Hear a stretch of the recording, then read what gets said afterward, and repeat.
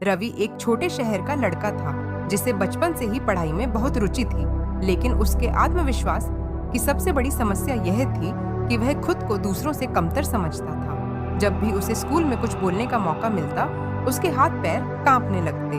वह सोचता कि अगर उसने कुछ गलत कहा तो सब उसका मजाक उड़ाएंगे। यही डर उसके आत्मविश्वास को कमजोर कर रहा था।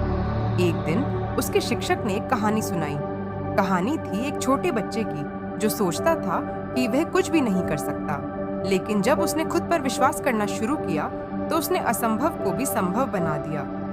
यह कहानी रवि के मन में घर कर गई। उसने सोचा, अगर वह बच्चा कर सकता है तो मी क्यों नहीं। रवि ने नकारात्मक सोच को छोड़कर खुद से सकारात्मक बातें करनी शुरू कर दी। हर सुबह वह आईने के सामने खड़ा होकर कहता, मैं कर सकता हूँ, मैं योग्य हूँ, मैं आत्मविश्वासी हूँ। शुरुआत में यह अजीब लगा, लेकिन धीरे धीरे उसका विश्वास बढ़ने लगा। पहले वह डरता था कि क्लास में जवाब न दे पाए, इसलिए उसने छोटे छोटे लक्ष्य बनाए।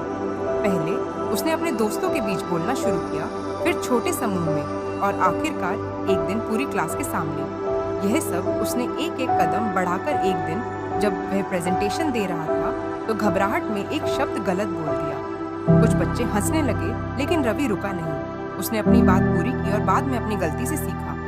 उसने समझ लिया कि असफलता का मतलब हार नहीं, बल्कि सुधार का मौका। से रवि ने नए कौशल सीखने शुरू किए। उसने किताबें पढ़ी, वीडियो देखे और अपने व्यक्तित्व को निखारने के लिए मेहनत की। धीरे धीरे उसकी झिझक कम होती गई और आत्मविश्वास बढ़ता गया। कुछ महीनों बाद वही रवि जो बोलने से डरता था, अब स्कूल की सभा में भाषण दे रहा था। उसकी आवाज में मजबूती थी और उसके शब्दों में आत्मविश्वास झलक रहा था।